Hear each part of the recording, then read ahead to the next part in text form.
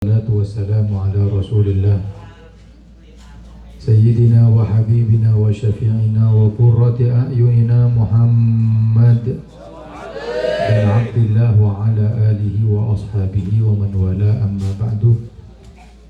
Subhanaka la ilma lana illa ma 'allamtana innaka antal alimul hakim. Rabbi shrah li sadri wa yassir li amri wahlul 'uqdatam min lisani yafqahu qawli, amin ya rabbal alamin.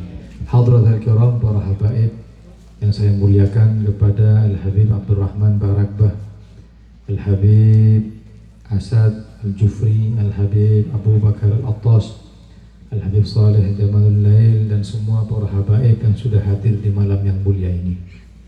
Tak lupa kepada para kiai, para asatid, Ustadz Nur Hadi, Kiai Mustari, Ustadz Mustaqim, dan semua para asatid ingkang rawuh. Mudah-mudahan Allah Subhanahu wa taala berikan keberkahan dalam majelis kita, karena kita sekarang berada di bulan yang barokah, bulan Rajab, yang Nabi berdoa, Allahumma barik lana fi Rajab wa Sya'ban wa ballighna Ramadan. Ya Allah, berkahi kami di bulan Rajab, berkahi kami di bulan Sya'ban, dan sampaikan kami hingga bulan Ramadan. Mugi-mugi sedanten niki panjang umur, saged nutupi Ramadan, dapati Ramadan dalam keadaan sehatul afiat. Amin ya rabbal alamin. Hadirin hadirat yang dimuliakan oleh Allah, bulan Rajab adalah bulan maghfirah, syahrul istighfar, bulan kita meminta ampun kepada Allah. Bahkan barang siapa yang beristighfar dengan lafaz Rabbighfirli warhamni wa tub alayya di pagi hari 70 kali, di malam hari 70 kali, lam tamassalahu al-jiddahun nar, maka kulitnya tidak akan dilahap api neraka.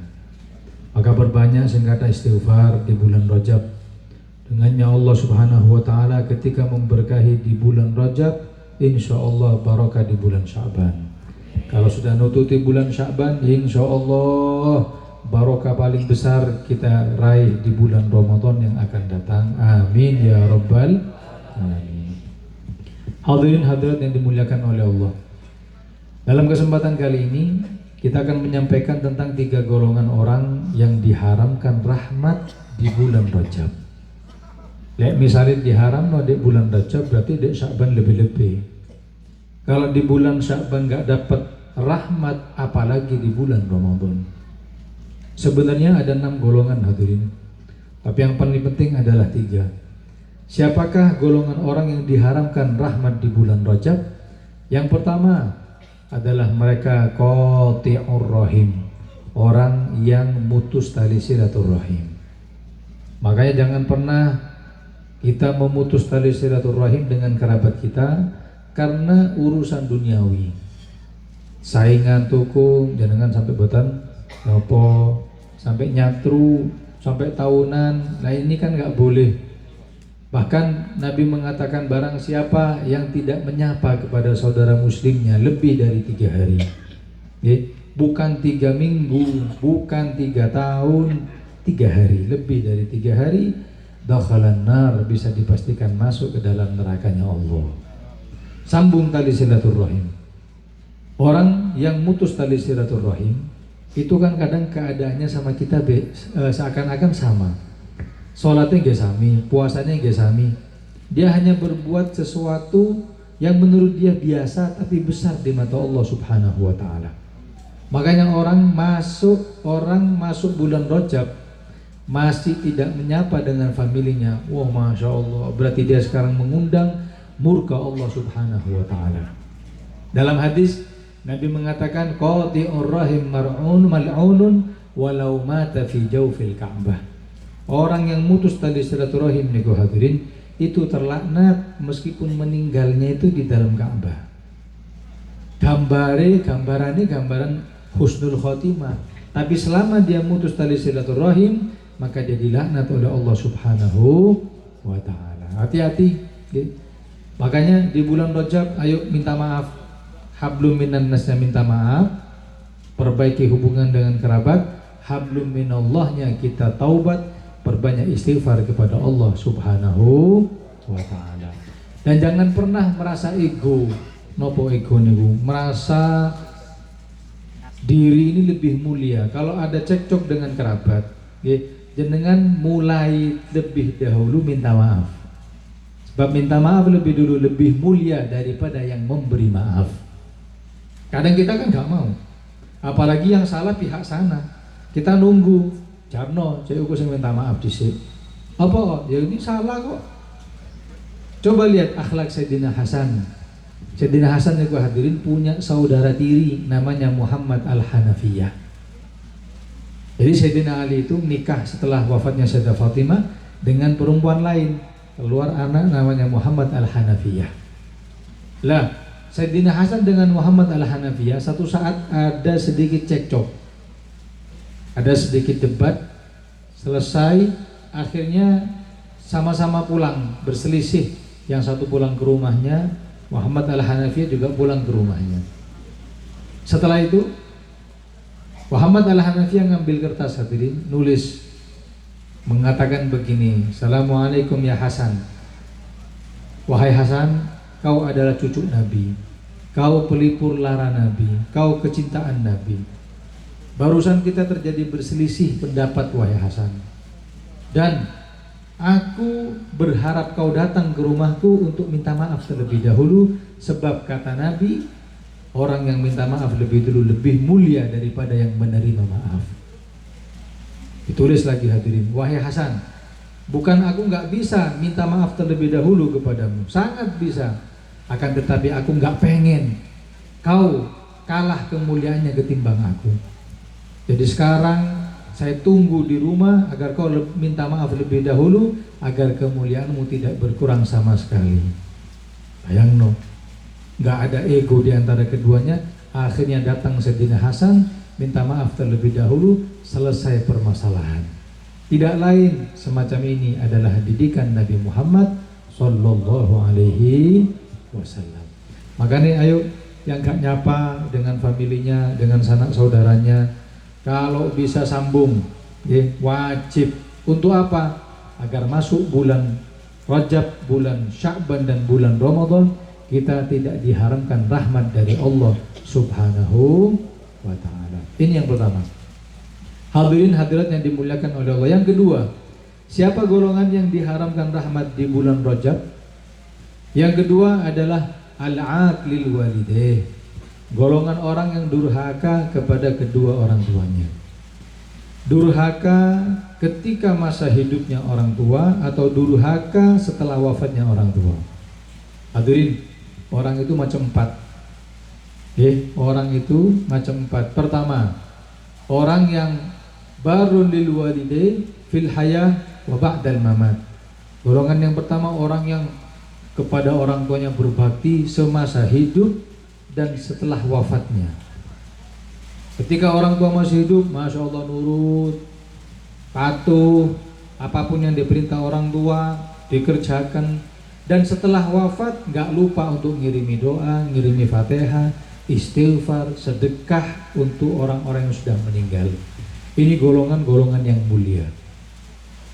Yang kedua, golongan yang kedua, siapa? Barun fil hayah wa akun fil wafa. Golongan orang yang berbakti semasa hidup orang tua, tapi setelah wafatnya orang tua dia durhaka kepada kedua orang tuanya. Siapa mereka? Nyun sewu, mereka orang-orang yang gak mau tahlil, ngarep mau tahlil. Ketika masa hidupnya orang tua, masya Allah berbakti. Setelah wafat orang tua, tidak pernah ngirimi doa atau istighfar untuk kedua orang tuanya. Na'udzubillah. Yang ketiga, kebalikannya, akun fil hayah wa barun fil wafa. Golongan orang yang durhaka semasa hidup orang tuanya, tapi berbakti setelah orang tuanya wafat. Siapa mereka? Mungkin diantara kita pernah, semasa kita mungkin nakal, orang tua masih hidup kita nakal, gak patuh. Setelah wafat orang tua kita sadar. Kalau yang seorang yang ketiga ini masih diharap, kata ulama, taubatnya. Kenapa? Barangkali kesalahan semasa hidup orang tua bisa ditutup dengan doa dan istighfar setelah wafatnya orang tua. Yang terakhir, yang keempat, golongan orang yang akun fil wafa wa akun fil haya. Golongan orang yang ketika orang tuanya hidup dia durhaka, dan ketika orang tuanya wafat na'udzubillah durhaka. Hadirin, orang tua itu ya, terutama yang muda-muda, orang tua itu azimat kita.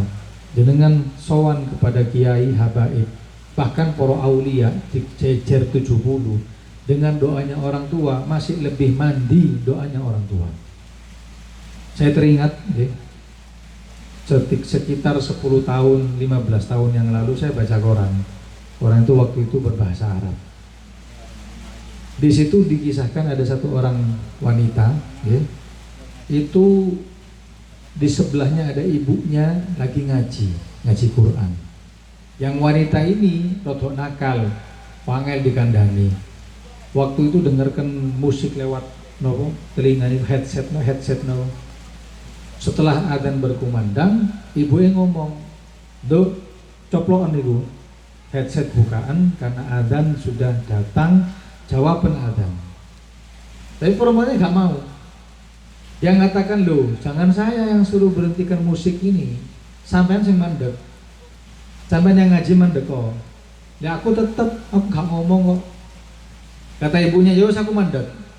Tapi sampean mandek pisan." Gak mau. Karena memang akhirnya mongkong, ya, dibilangi tambah nakal, tambah marah. Apa yang terjadi? Anak perempuan ini hadirin, karena gak sukanya dengan nasihat orang tuanya itu diambil Quran. Dia nyun sewu diambil Quran ibu niku ditamparkan ke wajah ibu. Bayang no teman. Bukan cuma ngata-ngatai, Quran ini ku diambil ditamparkan ke wajah ibu. Terus ibu ini ku keperucut, gak sengaja ngomong, "Ya Allah, Dok, kau akan menjadi orang yang binasa." Boten sengaja, perucut ngomong seperti itu. Apa yang terjadi? Perempuan ini setelah menampar seperti itu, dia kejang, keluar busa, dadi tikus sendiri. Saya lihat gambarnya itu, di gambar tikus, wanita, terus mukanya lonjong, berbulu, dadi tikus. Makanya doa panjenengan wahai para ibu, para bapak, mandi betul-betul keramat kepada anak-anaknya. Dan kita sebagai orang tua jangan lupa untuk berbakti sepeninggal orang tua kita dengan mengirimkan doa, terutama di bulan Rajab. Istighfari mereka. Mereka butuh, hadirin. Okay? Mereka itu jangankan istighfar, jawab salam boten saged. Kita kalau lewat kuburan, kita salam kepada mereka, "Assalamualaikum ya ahlil kubur." Kita bisa beramal, tapi mereka jawab salam kita nggak bisa. Kenapa? Karena jawab salam itu doa, dan doa termasuk amal perbuatan. Orang yang sudah wafat nggak bisa menambah amal. Loh, kalau nggak bisa menambah amal, siapa yang ngirimi? Kita. Dengan doa, tahlil, yasin, minimal al-fatihah. Setelah selesai sholat, kirimi mereka sebagaimana mereka semasa hidup ingat kepada kita. Ketika sudah wafat, kita yang ingat kepada mereka. Mudah-mudahan kita menjadi orang yang berbakti kepada kedua orang tua kita. Amin ya rabbal alamin. Hadirin hadirat yang dimuliakan oleh Allah. Yang terakhir, golongan orang yang diharamkan pemberiannya atau rahmat Allah di bulan Rajab adalah al-musyahin. Siapa musyahin? Orang yang musuhan tapi dengan temannya. Beda yang tadi musuhan dengan famili, namanya mutus tali silaturahim.